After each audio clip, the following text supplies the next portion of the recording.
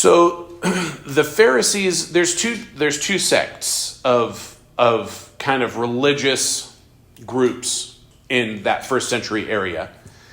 There are Pharisees and there are Sadducees. And the Pharisees believed a lot of the right things. They believed in an eternal hell, eternal heaven. They believed in a resurrection, a judgment, and an eternal destination for the human, right? Sadducees didn't believe in anything eternal. They were materialists. They believed that the human body was all there was, and once we die, we die.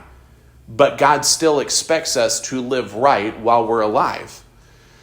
The Pharisees also believed that essentially God could be worshipped anywhere, but where God dwelt was in the temple in Jerusalem. The Pharisees only believed that you could worship in the city of Jerusalem near the temple, which is why in the Bible you see Jesus and the disciples running into Pharisees just about anywhere, but you only see them running into Sadducees in Jerusalem. So the Pharisees were more close to what Jesus actually taught. The problem is, and the main rebuke that Jesus had for the Pharisees is that they were very high on judgment.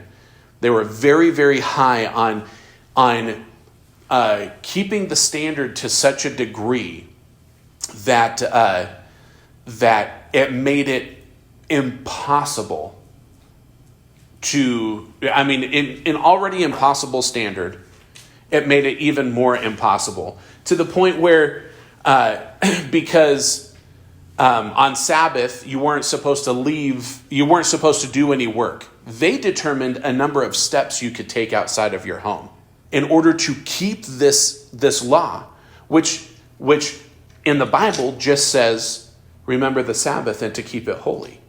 But they take these things and they're like, okay, so what does that mean? Let's build a whole bunch of regulations around this one commandment. And then by doing that, they just kind of blew up the entire law. That's why Jesus says, beware the leaven of the Pharisees. Leaven is yeast. What does yeast do in a lump of dough? It causes the dough to expand, right? That's what the Pharisees did to the law.